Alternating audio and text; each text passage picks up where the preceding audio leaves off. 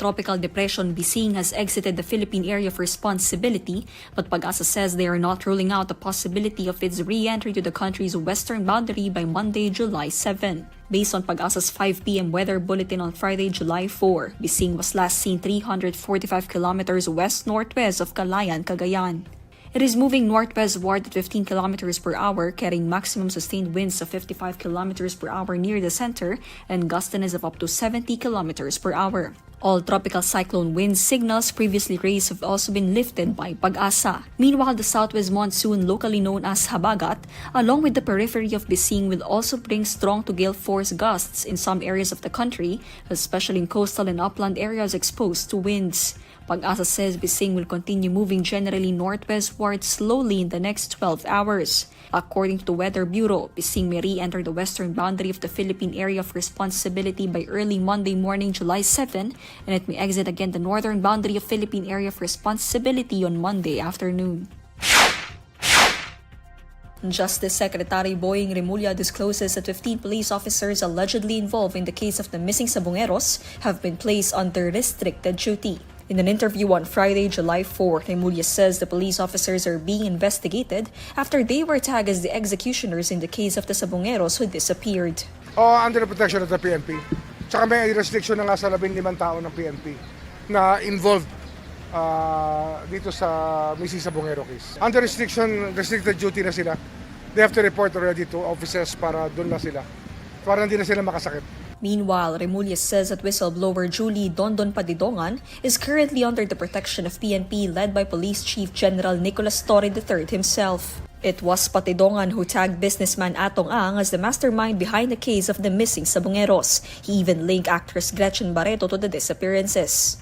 Ang filed his complaint affidavit before the Mandaluyong prosecutor's office on July 3. He denies the accusations against him, saying that these are false and without basis.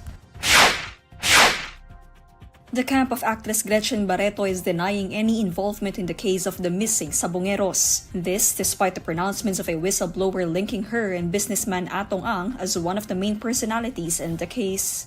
In a statement made through Barretto's lawyer Alma Malonga on Friday, July 4, Barretto claims that she was merely an investor of Pitmaster Group and had no knowledge about the 34 sabungeros who went missing since January 2022. Barretto tags the allegations made by whistleblower Julie Dondon Patidongan as standing on plain water, particularly the accusation that she was aware of everything that happened, including the abduction of the missing sabungeros, since Barretto, according to Patidongan, is an alpha member of Pitmaster. Malonga says that Barretto has only heard about and has no relevant knowledge concerning the disappearances. According to Malonga, Barretto did not operate the sabungan and had no participation in e-sabong operations that was suspended more than 2 years ago. Malonga clarified that Barretto was merely an investor in the business. Malonga says that Barretto did not attend any meetings where approvals were sought nor given to implement the disappearances. Furthermore, Malonga discloses that Barretto even claims that she was a victim of an attempt to extort money from her, offering to exclude her name from the list of suspects if she paid. But Malonga says that Barretto refused to pay because she says she had done nothing wrong. Malonga says Barretto will await the results of the investigation and will fully cooperate in the process. In an earlier statement, Patidongan also appealed to Barretto to help him expose the truth and to testify against Ang. Meanwhile, Ang has filed a complaint affidavit before the Mandaluyong prosecutor's office on July 3. Ang denied the accusations against him, saying these are all false and without basis. 2 senators cautioned the presiding officer and spokesman of the Senate impeachment court against speaking on its behalf and making unilateral decisions. Senate President Escudero currently serves as the presiding officer of the impeachment court in the case of Vice President Sara Duterte. He named lawyer Reginald Tonggol as the court's spokesman. In a statement, Senator Risa Ontiveros says Tonggol does not reflect the voice of the Senate. Citing Tonggol's statements at a recent press conference, Ontiveros says that he represents only the position of the presiding officer and does not represent her statement as one of the senator judges. Ontiveros also calls out the court for already making its own rules when it has long been saying that it could not convene or act until the 20th Congress starts. Hontiveros says she hopes the court can be more mindful of the process and allow the senator judges to decide only when they are properly convened. The new Congress began on June 30 and it will open on July 28. Meanwhile, Senator Tito Soto echoes Hontiveros' statements. According to Soto, even the statements of the Senate President do not reflect the entire Senate unless they emanate from a caucus of the members. INQUIRER.net has reached out to Escudero and Tonggol for their comment on the matter, but they have yet to respond. Tonggol, in a press briefing on Wednesday, July 2, said the reconvening of the Senate impeachment court will depend on the compliance of the House of Representatives prosecutors with the court's requirements. The impeachment court also asked the current House membership to express its willingness to pursue the case against Duterte.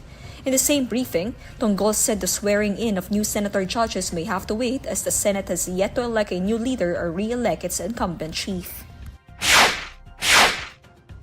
The Department of Migrant Workers announces the arrival of 8 Filipino caregivers from Israel to the Philippines.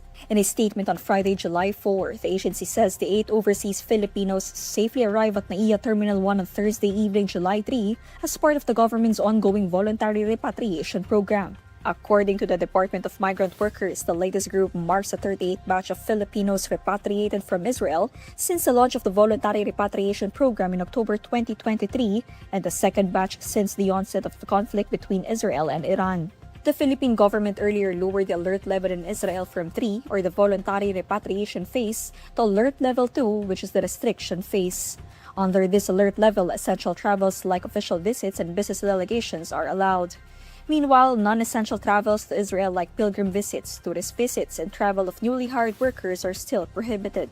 The Philippine government previously expressed grave concern over heightened tensions in the Middle East following Israel's airstrikes on Iran, calling for de-escalation and peace. The tension in the Middle East was heightened on June 13 after Israel carried out strikes against Iran on June 13, targeting its nuclear and military sites after United States President Donald Trump warned of a possible massive conflict in the region.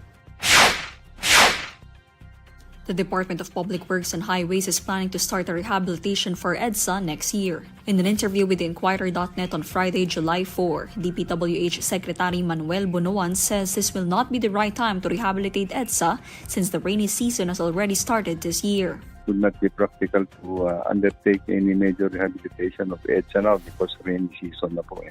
Anything that we do in Edsa now is actually will just be a longer process kasi tagulan po eh.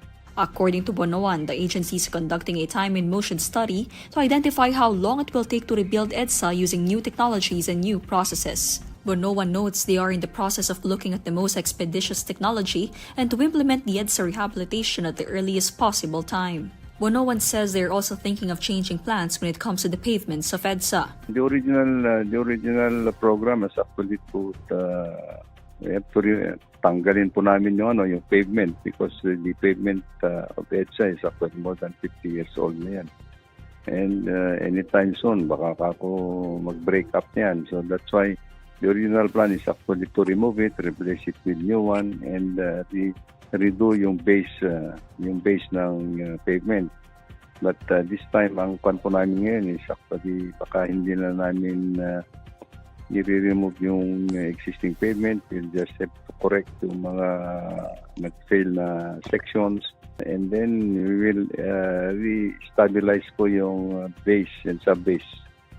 Without removing yung pavements. When asked about the estimated duration of the project, Bonoan says he cannot give a definite length of time yet, but he assures that it will be shorter than the original plan that the government has. President Bongbong Marcos ordered in June to postpone the Edsa rehabilitation, saying the rescheduling will allow the government to conduct studies on measures that will alleviate the project's impact on the public.